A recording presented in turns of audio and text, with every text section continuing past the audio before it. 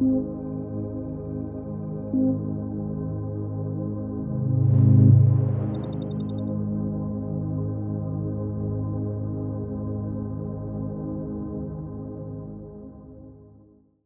a friend. As I speak with you, I sit in my hearth and home, a crumbling stone castle hidden deep within the wilds of Ireland. It is nightfall, inky and black, and I wait in a stone courtyard of soft moss and drowsy fireflies. A wizened yew tree grows before me, its age-old gnarls and knots pulsing with light from within. Celts and Fae alike celebrate the hallowed spirit of the yew, and the sacred tree waits just as I do. It is the eve of the new moon, the sky empty but for twinkling stars. Tonight is sacred. Tonight, the moon goddess shall appear before us all. She is known by many names: the Great Mother, the White Witch. She changes the seasons, heals the sick, and rules the realms of inspiration and knowledge. When the moon vanishes from the sky, she comes to me, and the yew tree glows with the pleasure of her company. She is the Gaelic goddess of creation, stirring the forces of wisdom and rebirth in her divine cauldron. She is our collective mother, and she watches over us all. While we wait together, I would like to share my unsung tale and tell you the story of how I became the last Druidess. I became Fae thousands of years ago, though I remember it as if it were yesterday. It was spring solstice, the land slumbering in that last breath of winter. Soon apple trees would bud with pink lady blossoms, mandarin marigolds would sweeten the air, and crimson corn poppies would paint the moors scarlet, the very earth blushing with new life. But that solstice night, spring had not yet arrived. Windswept moors were still shrouded in mist, a thick haze clinging to the evergreen pines. It was within those misty trees that I wandered into the world of the Fae.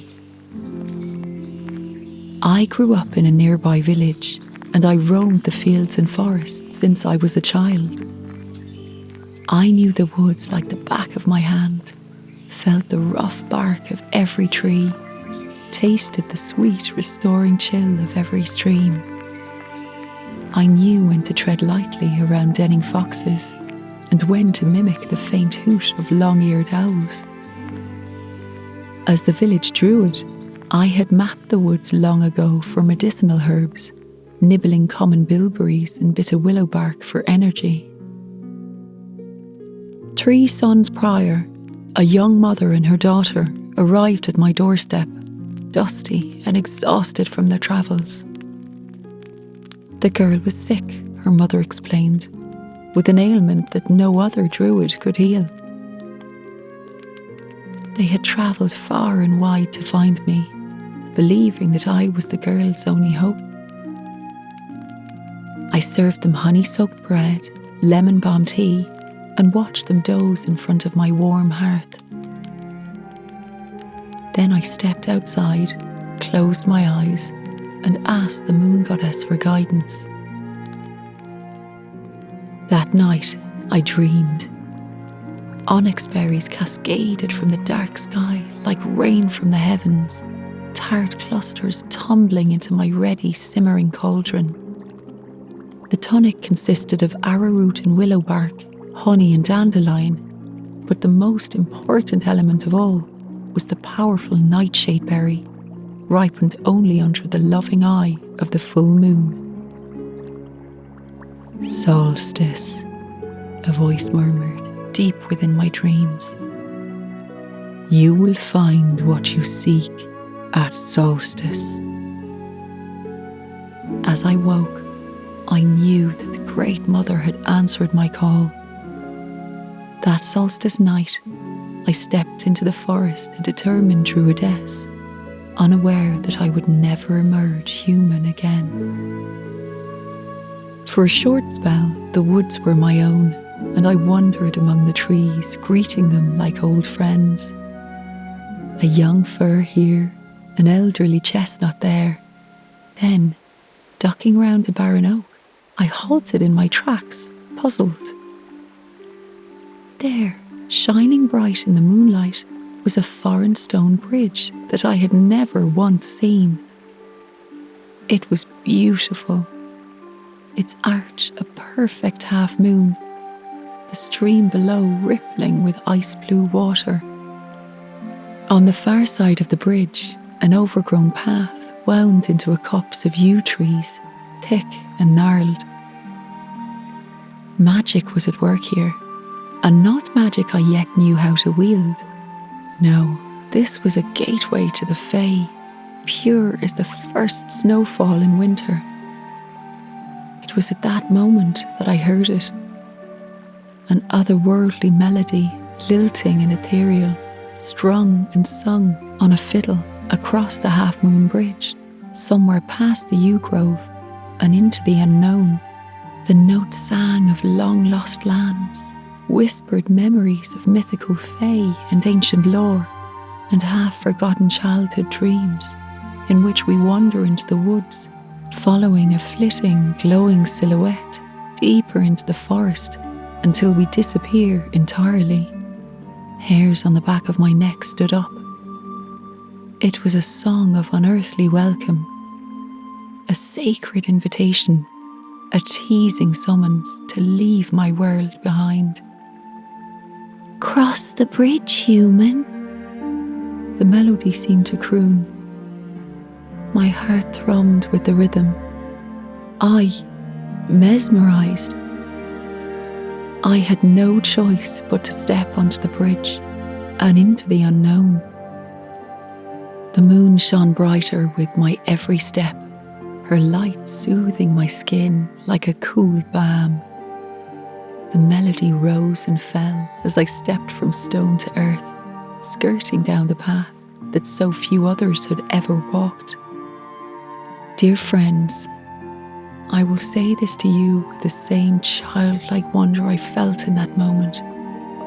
In all my millennia, never have I seen a sight so beautiful, so bewitching, as I did on my last human night. It was a fey ring, an exquisite glade alight with the sparkling rays of a ripe solstice moon, the Great Mother bearing witness from the stars. Little pixies played hide and seek among knee-high fairy thimbles, giggling as they flew from bloom to bloom. Men with hooves and horns stamped and whirled in seeding grass, stretching sinewy arms above in an uncanny dance for the moon's love. Leprechauns warmed their hands on a crackling fire, cheeks rosy and green hats askew. At the glade's heart, cloaked fey priestesses surrounded a simmering cauldron, their faces hidden under hoods of rich crimson and raven black. And there, tucked into the shadows of a young ash tree, stood a plump elven child playing the fiddle. It was a beautiful instrument, the wood a flamed mountain maple, the bow mother of pearl. The child was ash blonde, nearly blending into the tree at his back. It was he who played that haunting melody, he who had coaxed and glamoured me to this place. "It makes sense," a voice reasoned at the back of my head. "Children are the heart of all things." The lad's fingers danced from string to string in a hypnotic pattern, his bow gliding across the instrument as if it were part of him. Perhaps it was. The glade shimmered with the child's music, dancing with the eerie tune. Foxglove swayed, their fuchsia blooms edged in silver under the moonlight. Pine trees reached their branches toward the child, as if they wished to be one with the essence of the music itself. Smoke swirled above us all, twisting and coiling with each uncanny note. The melody shifted, drawing my attention away from the elf child and towards the fey priestesses. Circling the iron cauldron, the women chanted in a language not of the human world. A fey priestess raised her graceful hands to the lip of the cauldron, her palms stained with black juices, and let luscious berries cascade through her fingertips. As it was in my dream, I thought, hypnotized by the ritual. The elixir hissed, a plume of indigo smoke swirling as the berries softened in the heat of the cauldron. Grasping each other's hands, the priestesses formed an unbroken circle around the potion. Sweet black juice dripped from their hands, soaking into the earth below. The air was heavy with the taste of magic. Brackish heather, the connection to the earth. Ambrosial honeysuckle, the bloom of compassion. Tart witch hazel, the dryadic link to the spirit in the sky. Standing among the fae, the moon soothing my thoughts, I knew that the fair folk had been waiting for me. A fey priestess broke the circle to approach me, lifting the raven black cloak from a pair of emerald eyes. Her fiery hair was braided into a complex plait, Gaelic knots woven round her crown like an ancient diadem. Peace, read one. Sisterhood, read another. Rebirth, read a third. She tucked a stray wisp of hair behind her ear, then loosely clasped stained palms at her waist. The priestess did not speak. She did not call. Despite that, I heard her dulcet voice, as if she whispered in my ear, and understood her invitation, as if we had known each other for centuries. Perhaps we had. Join us, she whispered in my mind. Eat the fruit, drink the wine. The Great Mother chose you. You are one of us. She glided aside, gesturing behind her. A long oak table bowed under a staggering tower of steaming hot food. A succulent roast pig sat on a gold platter, a scarlet apple in its teeth. A small pixie sliced fresh bread, studded with fruit and nuts, gnawing on an acorn as she worked. Purple grapes were stacked high in bronze bowls, luscious and ripe. A fountain of deep red wine crowned the table's offerings, fae filling copper chalices in the rivulets. The fair folk's sumptuous bounty overwhelmed my senses. I smelled the tingling heat of spiced scones, the savoury aroma of roast pheasants, and the syrupy perfume of honeyed mead. The glade was still. Each and every fae had turned their eyes to the human in their midst, watching, waiting. The horned men stood as still as statues, their hooves sinking into the earth. The pixie set her half-eaten acorn down next to the moist pumpernickel bread, her tiny eyes on me. Even the elven boy had ceased his melody, and the silence hung over the glade like a living creature. The fae priestesses watched from beneath their hooded cloaks. Perhaps you know the lore. Eat or drink a single morsel from the fae, and they will claim you forever. I knew this too, had grown up listening to folk stories at my mother's knee. A small voice in my mind told me to back away. Depart from this place, leave the glade, and never look back. But that voice grew smaller as I considered the feast, my mouth watering. That voice then stilled, dwindled, and disappeared as I made my choice. I remember approaching the table and lifting a dark berry to my lips. Then I remember a maelstrom of lavish flavours, one after another, a whirlwind of luxury. Pheasant meat, so tender it fell apart between my teeth. Cherries so succulent that they stained my lips. Bread spiced so perfectly, I closed my eyes to savour its complexity.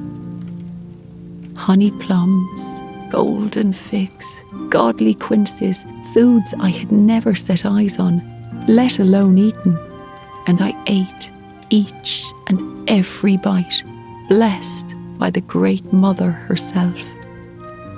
Finally, I was sated.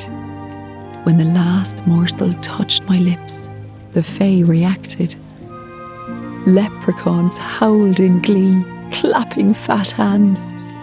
Horned men stamped their hooves into the earth, snorting into the chill night air. The priestesses turned as one, enveloping me in their crimson cloaks, hiding me from sight. And with that, my transformation from human to fae began. It felt as though a great pool of energy stirred in my heart for the first time. Heat coursed through my veins, rising from the arches of my feet to the crown of my head. My hair, a chestnut brown, melted into a scorching copper, the same fiery shade as the priestesses who now chanted around me. Ní nart go cúr le chéile, they cried, voices in harmony. I felt the power of the elements all at once. Waves from the faraway shores crashed through me, the salt chill raising goosebumps on my arms. Fire rushed through me, my cheeks flushing from the heat, the smoky scent of burning cedar permeating my senses. The earth seemed to roll under my feet, the taste of iron and loam on my tongue. I watched the barn mouse forage for cheese villages away, saw a gull nest in briny cliffs along the world's edge, and witnessed a worried mother tuck her ill daughter into a fitful sleep. Eternity surged through my fingertips. The spirit took hold of me, flowing from my heart into the earth, and from the earth into my mind. I was no longer separate from the land, but part of something larger. Eternity. Rebirth. I began to return to my senses. I had not moved from the glade, hadn't taken a single step, and yet I would never be the same. The moonlight felt like a living thing, sliding all over my skin like a balm. I felt the goddess's touch in the silvery light and smiled up at her. It was done. I was anew. One by one, the Fae welcomed me into their fair family. A priestess lay her palm on my shoulder, inclining her head in acknowledgement when our eyes met. Sisterhood. A tiny sprite fluttered onto my shoulder, tugging my earlobe in a gentle hello before disappearing into the forest. The leprechauns swept their top hats into a chivalrous bow before vanishing. Soon the glade was empty, but for the Fae priestesses, the potion, and the moon goddess, ever shining from above. The priestesses encircled me. "Welcome, sister," said the woman who had first approached me. She curved her cherry-red lips in a slight smile. "Our moon mother has watched you for many cycles, Druidess. Remembering my vision of the onyx berries, I nodded. I should have known. "Do you believe we chose rightly?" the priestess asked, raising an elegant eyebrow. I hesitated.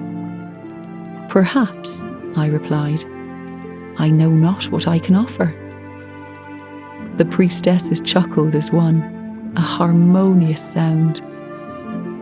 "You offer the world," the first face said.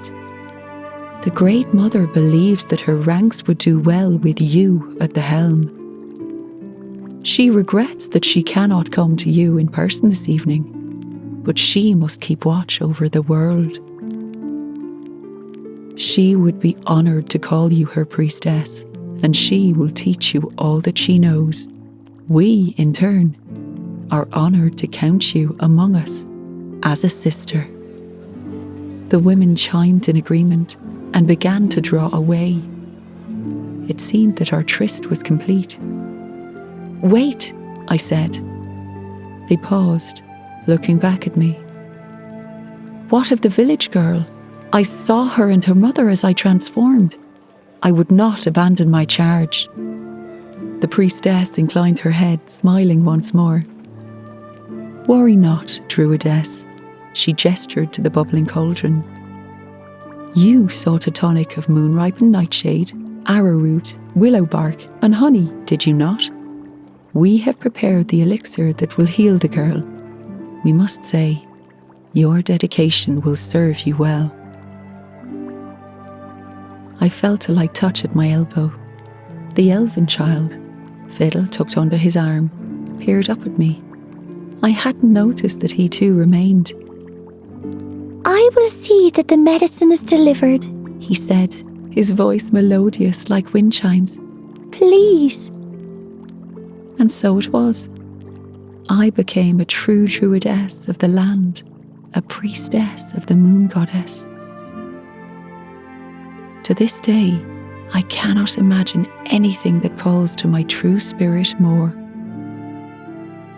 I searched for a new home, a fortress that would welcome fae, deities, and humans alike, a safe haven where all living creatures could sit for a spell, drift to sleep, and find help if in need. I daydreamed of a home to make my own, where I could explore my magic and learn the secrets of the earth with the aid of the Great Mother. I found my castle one windswept night, an abandoned place of echoes and memories. Dandelion seeds drift in and out of the cavernous halls, and when it rains, I smell the loam of the earth and know I'm at peace. I meet with the priestesses to share knowledge, weaving Gaelic knots into each other's fire-red curls. I asked for one knot only, woven into a crescent moon at the base of my neck. Dreamers, it says. I wove it for humans like you. That first night in my castle, I dreamed that I was a bird, wheeling in the ocean spray in the west, soaring high above the moors in the east, climbing the winds to float above the pine forests in the north. I flew home to my castle as the moon shone, and that morning I woke, smiling. The Great Mother was my first visitor. The goddess appeared on the night of a new moon, silently brewing a tonic under the glowing yew tree. We rarely speak, the goddess and I, but communicate in action and intent. I weave marigolds in her silver hair, and she teaches me how to divine the future among the stars. I show her a newly created potion, and she teaches me how to read the coming seasons in the veins of a four-leaf clover. When she visits, I hear a shadow of that boy's haunting melody, a faint echo in the vast stone hallways of my home. Whether I imagine the music or not, I do not know, but I have never seen that elven child again. Slowly, Word spread among the Fae, and they appeared at my castle's doorstep to ask for my help. A sprite with a broken wing hitched a ride on a sparrow's back, disembarking on the kitchen counter for panacea and birdseed. A mermaid swam upriver from the ocean, her sea foam scales dull with an illness that only land roots could cure. And Pan himself materialized as I stoked glowing coals in the hearth, warming his hands as he admitted to a broken heart. Soon Faye visited, not only for healing, but for the company of a friend, a kind shoulder, a word of comfort from the last Druidess. Those same Fae returned their favours without burden nor lien, leaving rare herbs on the doorstep, fixing a leaking cauldron, gifting the seed of the same sacred yew that grows in my courtyard. Long ago, I planted the seed, fed and watered it as it desired, and watched it sprout into life. Then came the gods and goddesses. The grain god brought me golden barley, and in turn I gifted him a calming salve for the dry skin, an inevitability when you thresh wheat, immortal or not. A demigod asked for safe passage across a thunderous river, and the same mermaid I had once saved agreed to carry him from shore to shore. When the goddess of flame asked how she could court a sea god from the south, I cast her a small protection spell, and she gifted my hearth with a slab of ever-burning coal. Humans like you were the last to arrive. You only visit in your dreams. A lad clad in pajamas asked for nothing but sweet dreams, promising he would return for tea when he grew up. An elderly woman asked for a locating spell to help her find a misplaced wedding ring, a keepsake of her late husband. Once, a pair of twins, no older than 10, wandered into the dining room and asked for nothing more than a chunk of bread, a cup of milk, and a few apples for their family. I sent them off with bushels of fruit, loaves of bread, and promised that a young calf would find its way into their father's pen, ready to live alongside the family for the rest of its days.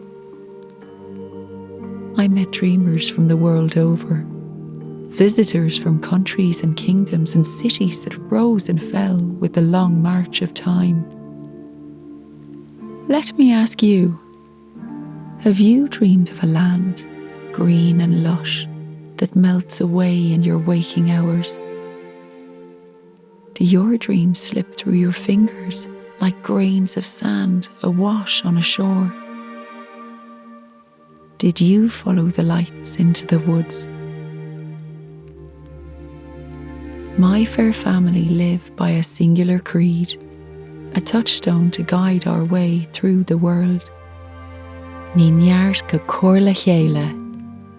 That same chant the priestesses sang on the night of my transformation. It means strength in unity. We Celtic Fae believe that there is spirit to be found in every living thing. The sea, the forests, the earth, the sky. My world is one of magic, of nature and mystery. But it is also one of balance, of community, and of kinship. The fair family are my kith and kin, and you, dear humans, are kindred spirits. And now you must sense her arrival as I do. She is near. Before sundown, I circled the yew tree 3 times with dandelion and mistletoe, traditional herbs to welcome deities and dreamers, goddesses and fair folk, and kindred souls near and far. I suspect this is how you join me tonight. You were dreamers of enchantment and spirit. Perhaps you dreamt of me as a child, saw me flitting through the mists, a flash of red hair and the scent of bitter pine. Perhaps we watched the sunset together on a glacier-formed cliff, sea salt on our tongues. Perhaps I asked your spirit self to sip a burdock tea, coat your palms in a nettle salve, nibble on a bilberry scone. We have met in your dreams, and when you wake tomorrow morning, you will feel tranquil and rested, just as you did when we last met, just as you have always done. I am the spirit in earth and air, water and fire, and as you sink into a deep sleep, you must feel it within your bones. I am everywhere. The yew tree glows from within, preparing for the presence of the Great Mother. Listen carefully. Do you hear the ancient melody echoing among the stones? The ancient ballad of the last Druidess? Will you answer the call of the unknown? Return to your bodies, sink into your cozy beds, your soft pillows, and exhale one last time before sleep overtakes you. Imagine that you fly among the stars, my ancient castle far below, our shared mother moon guiding your safe flight home. The mists part. Perhaps you can taste the ocean on the breeze, the coastline foaming with calm waves in the distance. Perhaps you can smell pine and oak, willow and yew in the primal forests beneath you. You are weightless, your body relaxing into the cool night air. This is where you will always find me. On this note, we part. Good night and sweet dreams.